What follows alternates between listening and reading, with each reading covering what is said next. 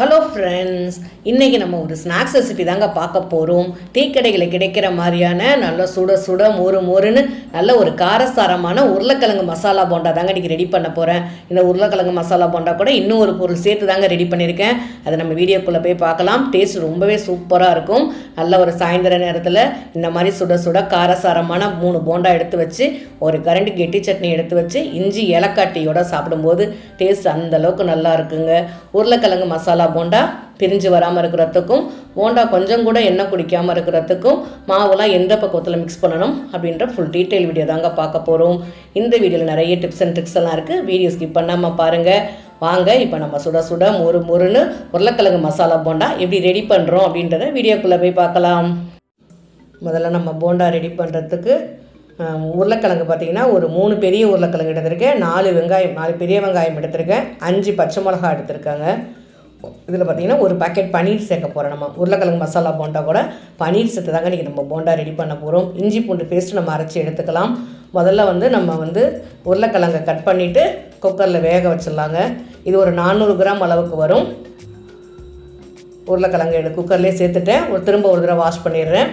Wash பண்ணிவிட்டு நம்ம ஒரு 4 கப் அளவு தண்ணி சேர்த்துக்கிறேன். உருளைக்கிழங்கு மூழ்கிற அளவுக்கு நம்ம தண்ணி சேர்த்துக்கலாம். மொத்தத்துக்கு 4 கப் அளவு தண்ணி சேர்த்துக்கிறேன். ஒரு அரை டேபிள் ஸ்பூன் அளவுக்கு டேபிள் சால்ட் சேர்த்துக்கலாம். லைட்டாக உருளைக்கிழங்குல உப்பு டேஸ்ட் வேணும், அதனால் ஒரு அரை டேபிள் ஸ்பூன் அளவுக்கு உப்பு சேர்த்துருக்குறேன். உப்பு சேர்த்துட்டு குக்கர் மூடி போட்டு 4 விசில் வேக வச்சு எடுத்துக்கலாம். உருளைக்கிழங்கு மசிஞ்சு தாங்க இருக்கணும், அதனால் 4 விசில் வேக வச்சு எடுத்துக்கிறேன். அடுத்து நம்ம போண்டாக்கு தேவையான அளவுக்கு வெங்காயம்லாம் கட் பண்ணி எடுத்துக்கலாம். வெங்காயம் பார்த்திங்கன்னா 250 கிராம் அளவுக்கு வரும். இது 1/4 கிலோ அளவுக்கு வெங்காயம் எடுத்துருக்காங்க. இந்த மாதிரி நீல வாக்கில் கட் பண்ணி எடுத்துக்கலாம். அடுத்து 5 பச்சை மிளகாய், ஏன்னா நம்ம உருளைக்கிழங்கோட பனீர் சேர்க்க போகிறோம், அதனால் பச்சை மிளகாயோட அளவு பார்த்திங்கன்னா ஒரு 5 பச்சை மிளகாய் எடுத்துக்கலாம். பச்சை மிளகாயும் நல்லா பொடியாக கட் பண்ணி எடுத்துக்கோங்க. அப்போ தான் எண்ணெயில் நல்லா வதங்கி காரம் ரொம்ப தெரியாமல் இருக்கும். வெங்காயம் கட் பண்ணியாச்சு, பச்சை மிளகாய் கட் பண்ணி எடுத்து வச்சாச்சு. அடுத்து நம்ம இஞ்சி பூண்டு பேஸ்ட் நல்லா ஃப்ரெஷ்ஷாக அரைச்சி எடுத்துக்கலாங்க. 3 துண்டு இஞ்சி, ஒரு 2 கைப்பிடி அளவுக்கு பூண்டு சேர்த்துருக்குறேன். சேர்த்துட்டு நல்லா அரைச்சி எடுத்துகிட்டு வந்துடலாம். உருளைக்கிழங்கு வெந்துட்டுருக்கு. இப்போ நம்ம வெங்காயம் போண்டாக்கு மசாலா தாளிக்க போகிறோம். அடுப்பில் ஒரு கனமான பேன் வச்சுட்டேன். ஒரு 2.5 டேபிள் ஸ்பூன் அளவுக்கு எண்ணெய் சேர்த்துக்கிறேன். எண்ணெய் சூடு வந்ததுக்கப்புறம் 1 டீஸ்பூன் அளவுக்கு கடுகு வெடித்ததுக்கப்புறம் 3/4 டீஸ்பூன் அளவுக்கு ஜீரகம் சேர்த்துக்கிறேன். கடுகும் ஜீரகம் நல்லா வெடித்ததுக்கப்புறம் மெஷரிங் கப்பில் ஒரு 2.25 கப் அளவுக்கு நறுக்கின பெரிய வெங்காயம் எடுத்துக்கலாம். எனக்கு பார்த்திங்கன்னா மொத்தத்துக்கு 2.25 கப் அளவுக்கு வெங்காயம் இருக்குங்க. வெங்காயம் நல்லா வதங்கட்டும். ஃபஸ்ட்டு ஒரு 50% நமக்கு வதங்கினதுக்கப்புறம் இஞ்சி பூண்டு சேர்த்துக்கலாம். வெங்காயம் நல்லா வதங்கிறதுக்காக ஒரு 1/4 டீஸ்பூன் அளவுக்கு டேபிள் சால்ட் சேர்த்துக்கிறேன். நல்லா வதக்கிக்கோங்க. நமக்கு இது வெங்காயம் எந்த அளவுக்கு வதக்குறோமோ அந்தளவுக்கு போண்டா பார்த்திங்கன்னா டேஸ்ட் ரொம்பவே சூப்பராக இருக்கும்.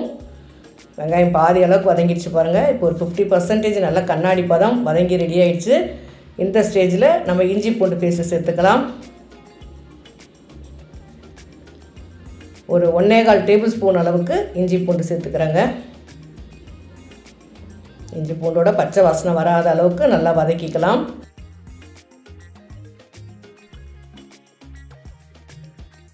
நல்லா வதங்கட்டுங்க. நல்லா வதங்கினதுக்கப்புறம் நம்ம பச்சை மிளகாய் சேர்த்துக்கலாம்.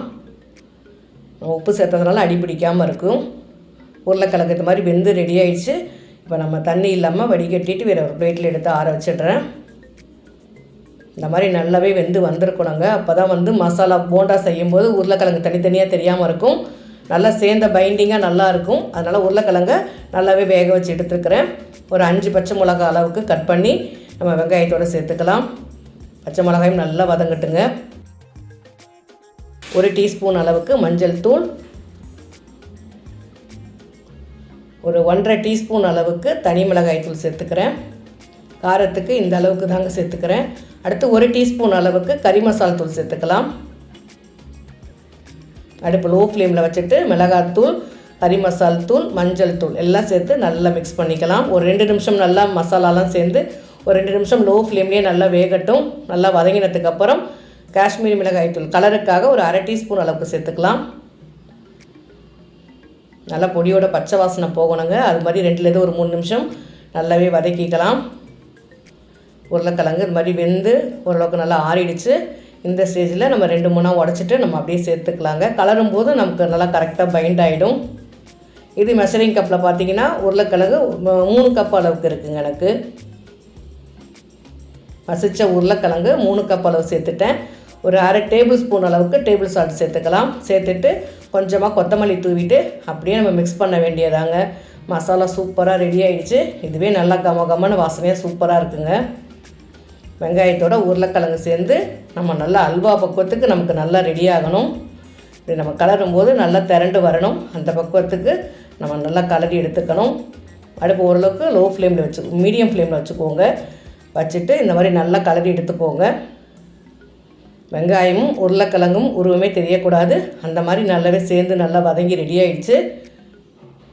இப்போ நம்ம எடுத்து வச்சுருக்க பன்னீரை ஒரு தடவை நல்லா வாஷ் பண்ணிட்டேன். வாஷ் பண்ணிவிட்டு இந்த மாதிரி சின்ன சின்ன பொடியாக கட் பண்ணி சேர்த்துக்கலாம். நம்ம அப்போ தான் நம்ம போண்டா சாப்பிடும்போது சின்ன சின்ன பீஸாக நமக்கு தெரியும். அதனால் நீங்கள் சின்ன சின்னதாக பொடியாக கட் பண்ணி சேர்த்துக்கிறேன்.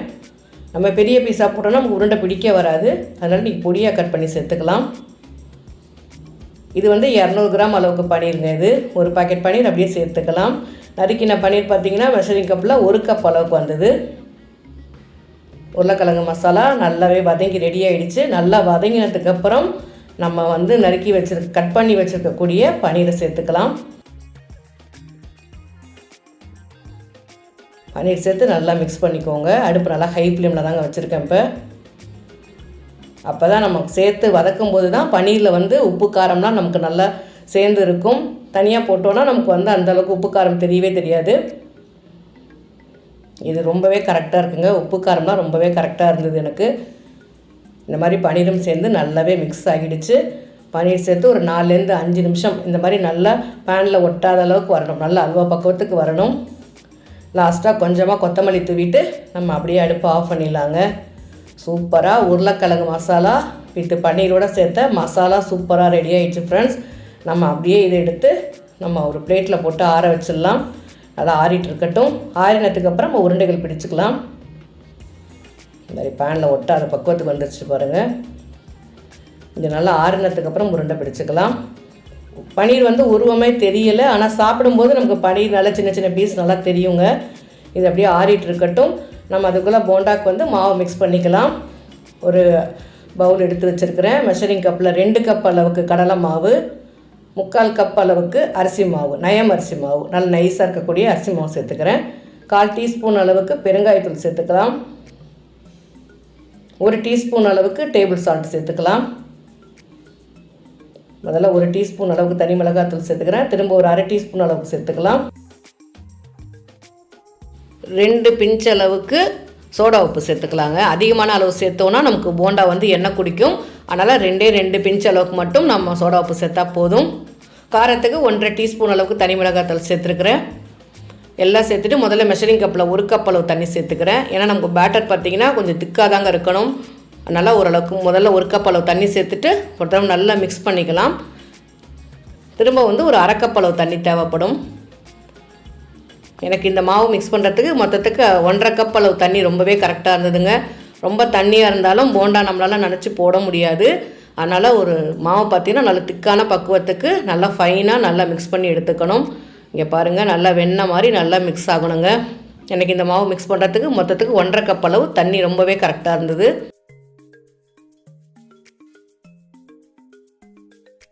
ஒரு சின்ன பிஞ்ச் அளவுக்கு ரெட் கலர் சேர்த்துக்கிறேன்.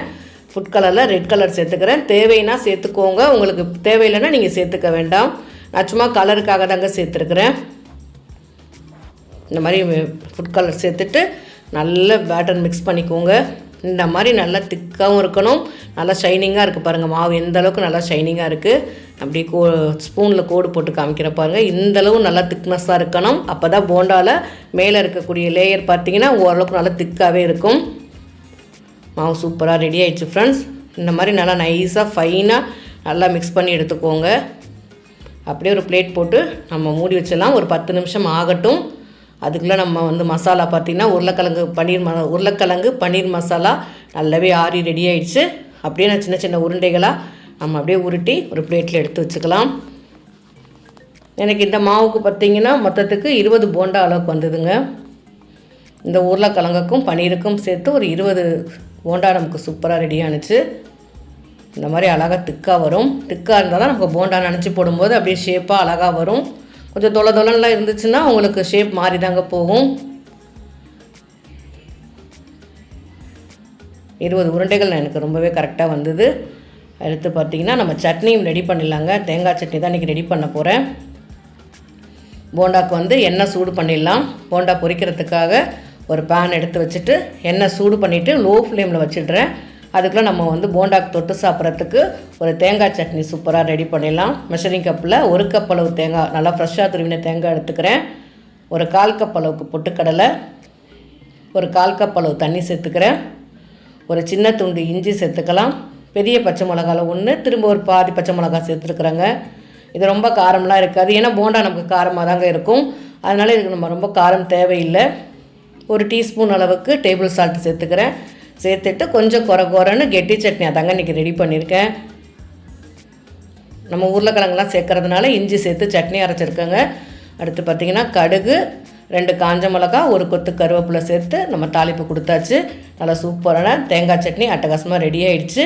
இப்போ நம்ம சூடாக போண்டாவை பொரிச்சிட்டு நம்ம சட்னியோடு சேர்த்து சாப்பிட வேண்டியதாங்க. மாவுலேயே ஒரு 5-6 உருண்டைகள் சேர்த்துக்கலாம். நான் ஒரு 5 உருண்டைகள் எடுத்து வச்சுருக்கேங்க. எண்ணெய் நல்லா ஹீட் ஆகிடுச்சான்னு எப்படி பார்க்காதுன்னா, நம்ம ஒரு ட்ராப் மாவு போட்டு பார்த்தோன்னா எலும்பி மேலே வரணும். இந்த பக்குவத்துக்கு நல்லா ஹீட் ஆனவுன்னா நம்ம போண்டாவை போட வேண்டியதாங்க. நம்ம பார்த்திங்கன்னா இன்றைக்கி ஸ்பூன் டிப்பு தாங்க யூஸ் பண்ண போகிறோம். ஸ்பூனில் மாவை எடுத்துட்டு அப்படியே மசாலா கூட ஒரு தடவை மிக்ஸ் பண்ணிவிட்டு அப்படியே எடுத்து மாவு எண்ணெய்க்குள்ளே போட வேண்டியதாங்க. இந்த மாதிரி போடும்போது சின்ன சின்ன டாட்டாக விழுகும் பார்த்திங்களா, அந்த மாதிரிலாம் விழுகாமல் இருக்கும். நமக்கு எடுத்து போடவுமே ரொம்ப ஈஸியாக இருக்கும். கையில் அனல் அடிக்காமலும் இருக்கும். இந்த மாதிரி டிப்ஸ் யூஸ் பண்ணி பாருங்கள் ஃப்ரெண்ட்ஸ், ரொம்பவே ஈஸியாக இருக்கும். ஓரளவுக்கு லைட்டாக வெந்ததுக்கப்புறம் திருப்பி விட்டுக்குவோங்க. முதல்ல எடுத்தோடனே நம்ம திருப்பி விடக்கூடாது, மாவு வந்து தனித்தனியாக வந்துடும். அதனால் ஓரளவுக்கு லைட்டாக பாதி அளவுக்கு வெந்ததுக்கப்புறம் இந்த மாதிரி திருப்பி விட்டுக்குவோங்க. நல்லா திருப்பி விட்டு எல்லா பக்கமும் சுற்றி விட்டு நம்ம போண்டாவை பொரித்து எடுக்க வேண்டியதாங்க. நம்ம போண்டா பொரிக்கும் போது பார்த்திங்கன்னா நல்ல ஒரு மசாலா வாசனை சூப்பராக தெரியும் ஃப்ரெண்ட்ஸ். நல்லா கமகமான அட்டகாசமான வாசனையோட நல்ல ஒரு காரசாரமான நல்ல ஒரு டேஸ்டியான போண்டா சூப்பராக ரெடி ஆகிடுச்சு ஃப்ரெண்ட்ஸ். இந்த மாதிரி நல்லா மொறுன்னு வந்திருக்கும். கொஞ்சம் கூட எண்ணெய் குடிக்காமலும் வந்திருக்கும். நம்ம அடுத்த பேட்ச் போட்டு பார்க்கலாம். இந்த தடவை ஒரு 6 உருண்டைகள் எடுத்து வச்சுருக்கேன். அப்போ நம்ம கையிலேயே போட்டு பார்க்கலாம். அடுத்த பேட்ச் பொரிக்கும் போதும் எண்ணெய் நல்லா ஹீட் ஆனதுக்கப்புறம் தாங்க போடணும். இந்த மாதிரி மசாலாவை நல்லா மாவோட மிக்ஸ் பண்ணிவிட்டு அப்படியே எண்ணெயில் எடுத்து போட வேண்டியதாங்க. இந்த மாதிரி போடும்போதும் போண்டா ரொம்பவே நல்லா வரும். லைட்டாக பாதி அளவுக்கு வெந்ததுக்கப்புறம் நம்ம திருப்பி விட்டுக்கலாம். அவ்வளோதான் ஃப்ரெண்ட்ஸ், நமக்கு சுட மசாலா போண்டா சூப்பராக ரெடி ஆகிடுச்சு. இந்த மாதிரி எல்லா பக்கமும் நல்லா திருப்பி விட்டு வேக வச்சுக்கோங்க. நல்லா வேகட்டும். ஒரு பேட்ச் நம்ம வேக வைக்கிறதுக்கு 4லேருந்து 5 நிமிஷம் ஆகுங்க. இந்த மாதிரி கொஞ்சம் கூட எண்ணெய் குடிக்காமல் நல்ல உருளைக்கிழங்கு பன்னீர் சேர்த்த மசாலா போண்டா சூப்பராக ரெடி ஆகிடுச்சு. வாங்க இப்போ நம்ம எப்படி இருக்குதுன்னு சாப்பிட்டு பார்க்கலாம். நல்லா ஒரு பிளேட் எடுத்து வச்சாச்சுங்க. நல்லா சூடான 4 போண்டா எடுத்து வச்சுருக்கேன். எடுத்து வச்சுட்டு நம்ம அரைச்சி வச்சோம் பார்த்திங்களா தேங்காய் சட்னி, கெட்டி சட்னி, அதை 2 கரண்டி அளவு எடுத்து வச்சுக்கலாம். இந்த போண்டாக்கும் இந்த தேங்காய் சட்னிக்கும் டேஸ்ட் ரொம்பவே நல்லா இருக்குது ஃப்ரெண்ட்ஸ். ட்ரை பண்ணி பாருங்கள். ட்ரை பண்ணி பார்த்துட்டு உங்கள் கமெண்ட்டை பதிவு பண்ணுங்கள். என்னோடய ரெசிபீஸ்லாம் உங்களுக்கு ரொம்பவே பிடிச்சிருந்தா மறக்காமல் ஒரு லைக் மட்டும் கொடுங்க. வாங்க இப்போ நம்ம போண்டா எப்படி இருக்குன்னு உடச்சி பார்க்கலாம். உண்மையாகவே சொல்கிறேன் ஃப்ரெண்ட்ஸ், டேஸ்ட் அந்தளவுக்கு நல்லா இருக்குது. மாவோட கோட்டிங் பாருங்கள், ரொம்ப திக்காகவும் இல்லாமல் மெலிசாகவும் இல்லாமல் ரொம்பவே கரெக்டாக வந்திருக்கு. நல்ல ஒரு கெட்டி சட்னியோடு சேர்த்து சாப்பிடும்போது டேஸ்ட் அந்தளவுக்கு நல்லா இருக்குங்க. நல்லா காரசாரமாக பன்னீரோட மேலே இருக்கக்கூடிய மாவு கோட்டிங்கோடு சேர்த்து சாப்பிடும்போது பார்த்திங்கன்னா மசாலா போண்டா உண்மையாகவே சொல்கிறோம் ஃப்ரெண்ட்ஸ், டேஸ்ட் அந்தளவுக்கு நல்லா இருக்குது. இது நம்ம தொட்டுக்கிறது கூட தேவையில்லைங்க, சும்மாவும் சாப்பிடலாம். என்னோடய ரெசிபீஸ்லாம் உங்களுக்கு ரொம்பவே பிடிச்சிருந்தா மறக்காமல் லைக் பண்ணிட்டு கொடுங்க. உங்களுடைய கமெண்ட்டையும் பதிவு பண்ணுங்கள். மறக்காமல் என்னோடய விகாசம் சப்ஸ்கிரைப் பண்ணிட்டு பக்கத்தில் இருக்கிற பெல் ஐக்கானை கிளிக் பண்ணிக்கோங்க. தேங்க்யூ.